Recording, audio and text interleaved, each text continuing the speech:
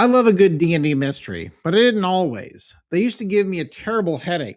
Today I'm going to share what I've learned about running better investigations and mysteries in Dungeons and Dragons. Cool Nerd Mark. Today I'm going to talk about mysteries, also known as investigation adventures. A good mystery is exciting.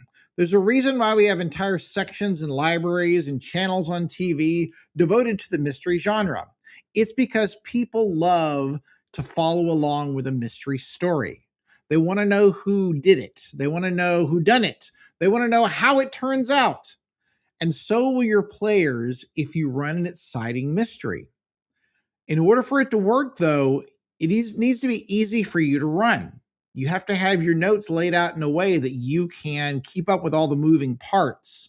And it needs to be solvable for your players, but not too easy. We're going to get into that in a minute. There are 4 reasons why mysteries are difficult to run. Number 1, role play. Number 2, they're too complex. Number 3, they can be too easy. And number 4, they can be boring. All right, when I say role play, I don't mean like a role playing game. I mean like the part of the game that you play where you're rolling dice. So, in an investigation, there are lots of skill checks or ability checks. And you really have 2 options as the GM when you're running this kind of game.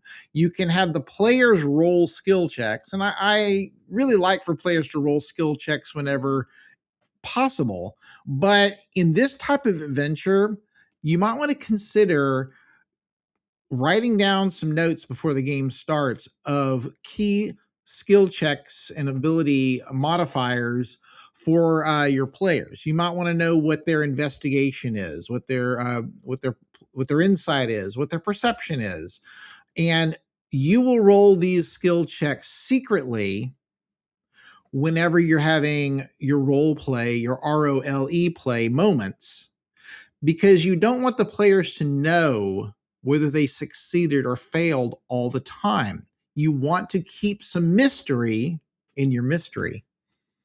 Famous mystery writer quotes: "There's nothing more deceptive than an obvious fact. Indubitably, you give too much rein to your imagination. Imagination is a good servant and a bad master. The simplest explanation is always the most likely." Why'd you have to go and make things so complicated? Sorry. To write a successful mystery game, you want to make sure your investigation is not too complicated. That's why I like to keep my investigations to a 5-clue maximum. That's 5 clues that actually lead the characters towards the outcome that you want them to have, which is, of course, solving the mystery, finding out who the criminal was that committed the crime. And I also like to throw in at least one of my own red herrings, although I've noticed that my players will often come up with their own red herrings. If you're not familiar with what a red herring is, it's a clue that leads the characters in the wrong direction and not towards the solution of the mystery.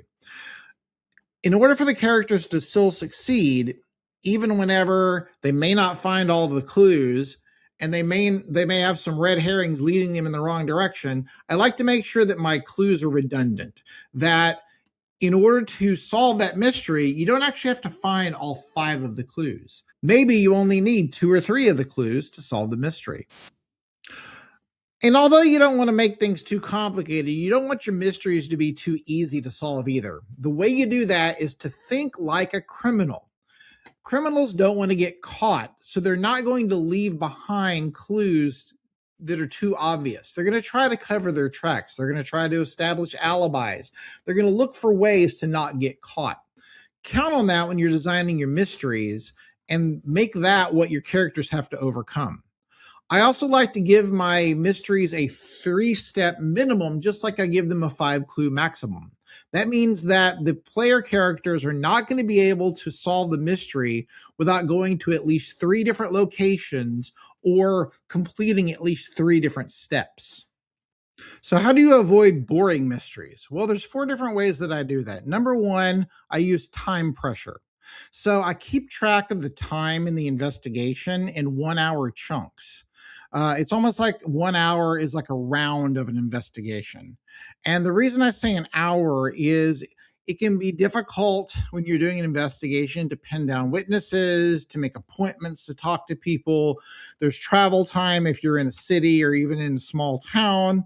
Your characters need breaks and downtime as they're going through this. So a good rule of thumb is every step of the mystery takes at least an hour. And during that time, the villain that they're trying to track down isn't sitting around and doing nothing. So I like there to be some consequences if they're taking too long to get to the end of it.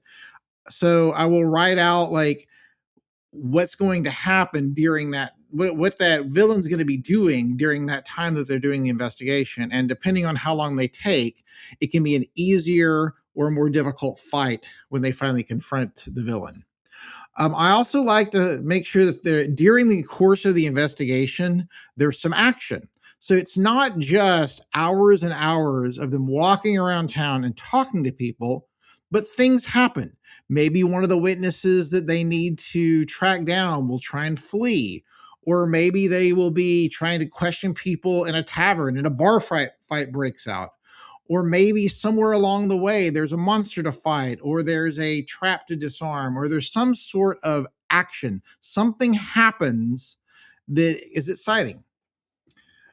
I also like to make sure that the settings that they go and investigate are interesting, that they're not just walking from one house to another, but there are, sewers to crawl through, or there are,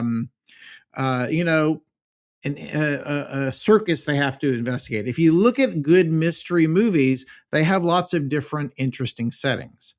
And finally, I want to make sure that there are foils. So foils are obstacles that get in the way. These can be literal traps.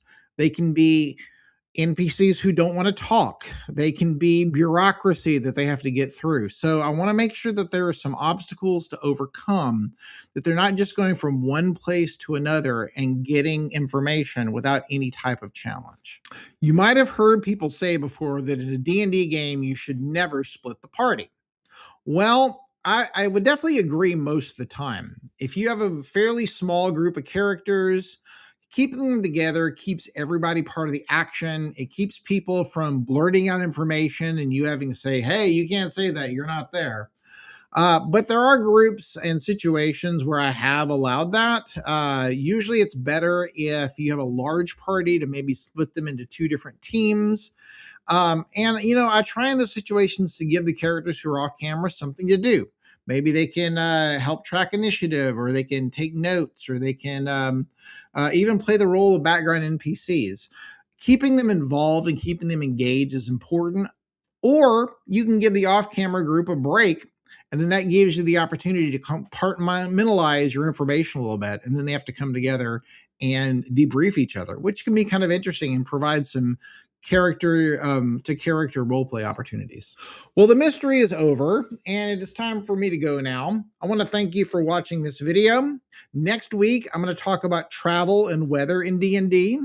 Please subscribe if you haven't already. That really helps me out a lot. And let me know what you thought of this video.